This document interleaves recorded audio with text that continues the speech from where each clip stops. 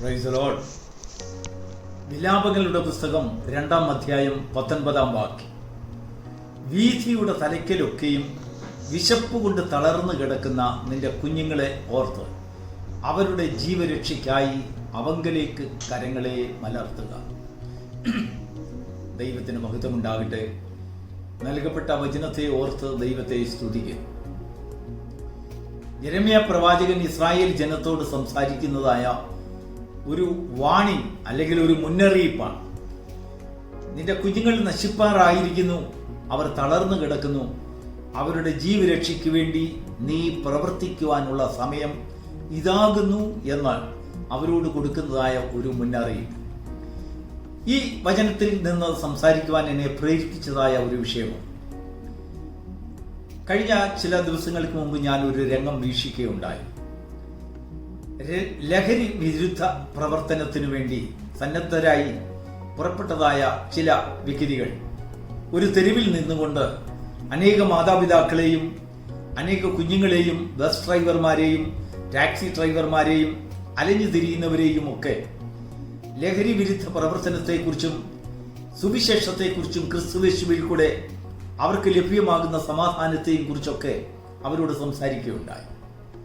എന്നാൽ അവരുടെ ലക്ഷ്യത്തിൽ നിന്ന് മാറി അങ്ങ് അകലെ ഒരു ചെറുപ്പക്കാരൻ നിന്നവരും, അവൻ നന്നായി മുടി വളർത്തിയവനും ഒരു റിബൺ കൊണ്ട് മുടി കെട്ടി അലക്ഷ്യമായി വസ്ത്രം ധരിച്ച് അല്പം മുഷിഞ്ഞ വേഷത്തിൽ ഉദാസീനതയോടെ അല്ലെങ്കിൽ എന്തൊക്കെയോ ചിന്താമുക്തനായി ആരെയും ശ്രദ്ധിക്കാതെ അവൻ അവിടെ നിൽക്കുന്നു. ഒരു മാതാവ് അവന്റെ അടുത്ത് ചെന്ന് സുവിശേഷം പറയുകയും അവനോട് പറഞ്ഞു, കുഞ്ഞെ, മോൻ ഇങ്ങനെയൊന്നും നടന്നാൽ പോരാ. മോനെ നൊന്ന് പ്രസവിച്ചതായ ഒരു മാതാവ് വീട്ടിലുണ്ട്, ഒരപ്പനുണ്ട്. അവർ വളരെ കഷ്ടപ്പെട്ടാണ് കുഞ്ഞിനെ വളർത്തിയത്. നീ മറ്റുള്ള കൂട്ടുകാരോട് ചേർന്ന് നീ അലക്ഷ്യമായി ജീവിക്കരുത്. നല്ല മാന്യനായി, നല്ല മിടുക്കനായി പഠിച്ച് നല്ല ഉദ്യോഗം വാങ്ങി നിന്റെ മാതാപിതാക്കളെയും ഒക്കെ നീ സംരക്ഷിക്കണം.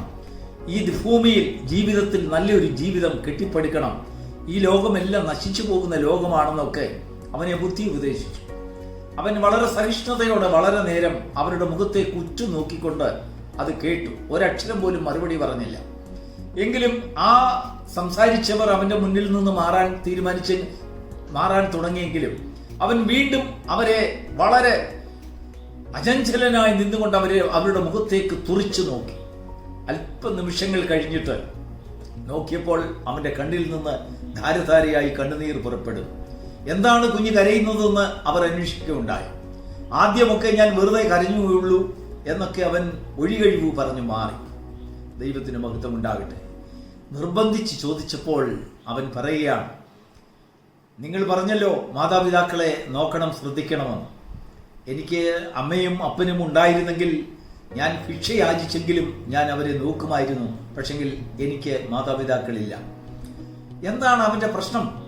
ആ മാതാപിതാക്കൾക്ക് എന്തു പറ്റി എന്ന് ആ സംസാരിച്ചവർ അവനോട് വിശദമായി ചോദിച്ചപ്പോൾ, ചില വർഷങ്ങൾക്ക് മുമ്പ് എൻ്റെ മാതാവും പിതാവും തമ്മിലടിച്ച് വൈരാഗ്യം പൂണ്ട് അവർ വാശി തീർക്കുന്നതിന് വേണ്ടി എന്നെയും എൻ്റെ സഹോദരിയെയും തെരുവിൽ എറിഞ്ഞു കളഞ്ഞു. ആരുമില്ലാതെ ഞങ്ങൾ വളരുകയാണ്. ഞങ്ങളുടെ മാതാപിതാക്കൾ എവിടെ പോയി എന്ന് ഞങ്ങൾക്ക് അറിഞ്ഞുകൂടാ. അവർ ഇന്ന് ജീവനോടുണ്ട് എന്ന് എനിക്ക് അറിവ് കിട്ടിയാൽ എൻ്റെ അമ്മയെ ഞാൻ ഭിക്ഷ യാചിച്ചാണെങ്കിലും നോക്കും. ഞാൻ ഒരിക്കലും ഒരു ലഹരിക്ക് അടിമയാകുകയില്ല. ദൈവത്തിന് മഹത്വമുണ്ടാകട്ടെ. പ്രിയപ്പെട്ട ദൈവമക്കളെ, ഈ വിഷയം പണ്ടെങ്ങാനും പറഞ്ഞിരുന്നെങ്കിൽ അതൊരു പുതുമയാകുമായിരുന്നു. എന്നാൽ ഇപ്പോഴതൊരു ദേശത്ത് പുതുമയല്ല. ഇതൊരു സാധാരണ കാര്യമാണ്. അവിശ്വാസികളുടെയും വിശ്വാസികളുടെയും അക്രൈസ്തവരുടെയും ക്രിസ്ത്യാനികളുടെയും എന്ന് വേണ്ട, ഏത് ഭാഷയിലും ജാതിയിലും വ്യവസ്ഥയിലും എല്ലാം ഇതൊരു സാധാരണ സംഭവമായിട്ട് വരികയാണ്. അനേക കുഞ്ഞുങ്ങളെ തെരുവുകളിൽ നിന്ന് മാതാപിതാക്കൾ ഉപേക്ഷിച്ചവരും അല്ലെങ്കിൽ ഏതെങ്കിലും വൈഷമ്യ ഘട്ടങ്ങളിൽ തെരുവുകളിൽ അകപ്പെട്ടു പോയതായ, കള്ളന്മാരുടെ കയ്യിൽ അകപ്പെട്ടു പോയതായ പല കുഞ്ഞുങ്ങളെയും രക്ഷപ്പെടുത്തുവാനുള്ള ഒരു ഭാഗ്യ അവസരങ്ങൾ എനിക്ക് ലഭിച്ചിട്ടുണ്ട്. എങ്കിലും ഈ പൈതലിന്റെ വാക്ക് കേട്ടപ്പോൾ എൻ്റെ ഹൃദയത്തെ വളരെയധികം നുറുക്കിക്കളയും. എത്ര ഒതുക്കുവാൻ നോക്കിയിട്ടും എൻ്റെ സങ്കടം ഒതുങ്ങുന്നില്ല. ദൈവത്തിന് മഹത്വം ഉണ്ടാകട്ടെ.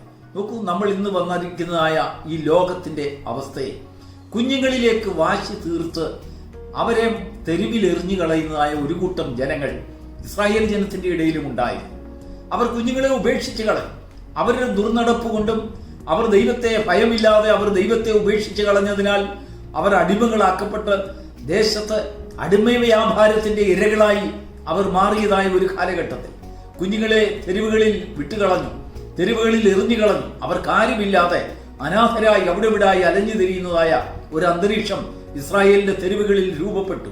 ആ സമയത്താണ് യെരമ്യാ പ്രവാചകൻ പറയുന്നത്, തെരുവുകളുടെ വീഥികളിൽ അല്ലെങ്കിൽ കോണുകളിൽ ഓരോരോ സ്ഥലങ്ങളിൽ ഓരോ തലങ്ങളിലും ഒക്കെ വിശപ്പ് കൊണ്ട് തളർന്നു കിടക്കുന്ന നിന്റെ കുഞ്ഞുങ്ങളുടെ ജീവരക്ഷയ്ക്കായി അവങ്കലേക്ക് കൈമലർത്തുക. എന്തിനാണ് അവങ്കലേക്ക് കൈമലർത്തുന്നത്? സ്വർഗത്തിൽ നിന്ന് എന്തെങ്കിലും ഉപജീവനത്തിനുള്ളതായ വഴികൾ ലഭിക്കുമോ? ഇല്ല. സ്വർഗത്തിൽ നിന്നെങ്കിലും എന്തെങ്കിലും ധനസഹായം ലഭിക്കുമോ? ഇല്ല. ആഹാരം ലഭിക്കുമോ? ഇല്ല. ഒന്നുമില്ല. പിന്നെന്തിനാണ് ഉയരത്തിലേക്ക് കൈമലർത്തുന്നത്? അവരുടെ കൈകളെ ഉയരത്തിലേക്ക് മലർത്തുക എന്ന് പറഞ്ഞാൽ ഈ കുഞ്ഞുങ്ങളുടെ വിഷയത്തിൽ, കുഞ്ഞുങ്ങളെ സംരക്ഷിക്കുന്ന വിഷയത്തിൽ കുറ്റമറ്റ ഒരു മനസാക്ഷി എനിക്കുണ്ട് എന്ന് ദൈവത്തോട് സമ്മതിക്കുന്ന ഒരു സമ്മതപത്രം ഈ നാളുകളിൽ ദൈവത്തിന്റെ സന്നിധിയിൽ അവർ ചെലുത്തിയില്ല എങ്കിൽ, കാട്ടിയില്ല എങ്കിൽ അവരുടെ സന്തതികൾ, തലമുറകൾ വീഥികളിൽ വിശപ്പ് കൊണ്ട് തളരുകയും അനേക ലഹരി ഉപയോഗങ്ങൾക്ക് അടിമപ്പെടുകയും സമൂഹത്തിന് ദ്രോഹികളായി മാറുകയും ചെയ്യുന്നതായ ഒരു കാലഘട്ടത്തിലേക്കാണ് വന്നിരിക്കുന്നത് എന്ന് യെരമ്യാ പ്രവാചകൻ ഇസ്രായേൽ ജനത്തിന് മുന്നറിയിപ്പ് കൊടുക്കുകയാണ്. ഉന്നതത്തിന്റെ അല്ലെങ്കിൽ സർവശക്തന്റെ കൃപ, പരിജ്ഞാനം ദൈവം തരുന്നുണ്ടെങ്കിൽ മാത്രമേ കുഞ്ഞുങ്ങളെ അങ്ങനെയുള്ള ഒരു അനുഗ്രഹങ്ങളിലേക്ക്, അവർക്ക് അനുഗ്രഹമായ ഒരു രീതിയിൽ ജീവനം ചെയ്യുവാൻ, കുടുംബജീവിതം ചെയ്യുവാൻ സാധിക്കുകയുള്ളൂ എന്ന് യെരമ്യാ പ്രവാചകൻ മാതാപിതാക്കളെയും സമൂഹത്തെയും ഉന്നത അധികാരികളെയും നടത്തിപ്പുകാരെയും പുരോഹിതന്മാരോടും ഉപദേശിക്കുകയാണ്. നിന്റെ കുഞ്ഞുങ്ങളിൽ പലരും വീഥികളുടെ നടുവിൽ, കോണുകളിൽ പലയിടത്തും വിശപ്പ് കൊണ്ട് തളരുന്നു. ഭൗമികമായ വിശപ്പ് കൊണ്ട് മാത്രമല്ല, ആത്മീയമായ വിശപ്പ് കൊണ്ടും അവർ തളർന്നു പോവുകയാണ്. അവരുടെ ജീവരക്ഷയ്ക്ക് വേണ്ടി ഈ നാടുകളിൽ സർവശക്തന്റെ മുഖത്തേക്ക് നോക്കി നമ്മുടെ കരങ്ങൾ ഉയർത്തുന്നില്ല എങ്കിൽ നമുക്കവരെ രക്ഷിക്കുവാൻ കഴിയുകയില്ല. ദൈവത്തിൽ നിന്നുള്ളതായ ഒരു പരിജ്ഞാനം നമുക്ക് ലഭിച്ചെങ്കിൽ മാത്രമേ നമുക്ക് നമ്മുടെ കുഞ്ഞുങ്ങളെ രക്ഷിക്കുവാൻ കഴിയുള്ളൂ. അവർ തകർന്നു പോകുന്ന ഒരു അവസ്ഥയിലേക്കാണ്.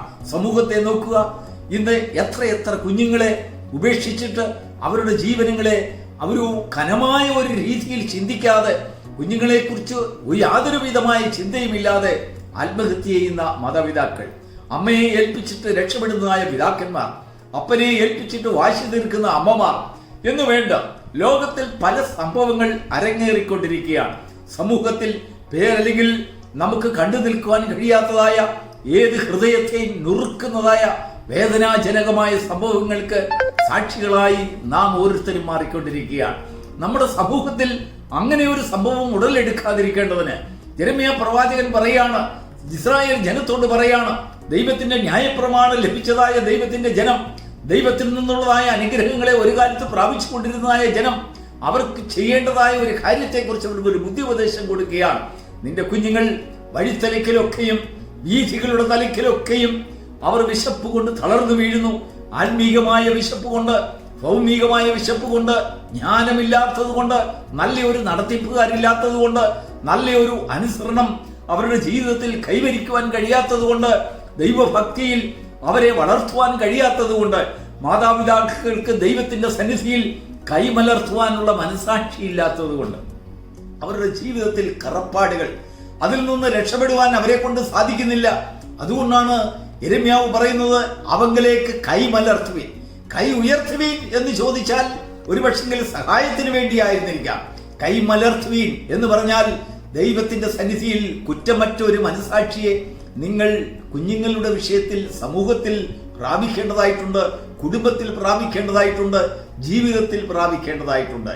ഈ സന്ദേശം കേൾക്കുന്ന ഓരോ വ്യക്തികളിലേക്കും ഈ വചനം ആഴ്ന്നിറങ്ങുമ്പോൾ, സർവശക്തന്റെ മുൻപിൽ ദൈവഭയം ഉള്ളതായ ഒരു ജീവനം കുഞ്ഞുങ്ങൾക്ക് വേണ്ടി നമ്മൾ കാഴ്ചവെക്കുമ്പോൾ, ദൈവത്തിൽ നിന്ന് കൃപ പ്രാപിച്ച് അവരെ വളർത്തുവാൻ നാം താല്പര്യപ്പെടുമ്പോൾ, അവിടെയാണ് ദൈവത്തിന്റെ പ്രകാശനം നമുക്ക് വേണ്ടി ഉദിക്കുന്നത്. അങ്ങനെയുള്ള കുടുംബങ്ങൾ ദൈവത്താൽ അനുഗ്രഹിക്കപ്പെട്ടവരായിരിക്കും. അവരുടെ തലമുറകൾ, സന്തതികൾ ദൈവത്തിന്റെ ദൃഷ്ടിയിൽ എന്നും പരിപാലിക്കപ്പെടും. God bless you.